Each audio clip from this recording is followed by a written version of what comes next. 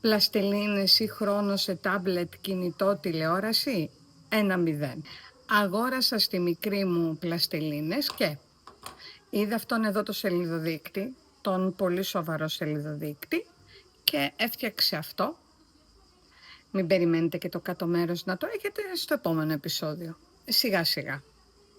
Μου έφτιαξε και αυτήν εδώ την εφάνταστη, θα το έλεγα, μου λιβοθήκη.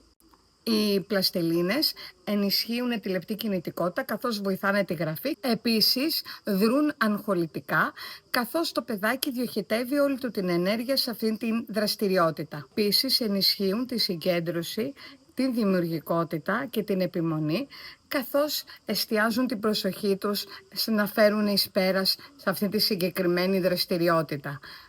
Αλήθεια, λέτε να αρχίζουμε κι εμείς οι ενήλικες να παίζουμε με πλαστελίνη? Στείλε αυτό το βίντεο σε μια μανούλη, σε έναν πατέρα που θεωρείς θα του φανεί χρήσιμο.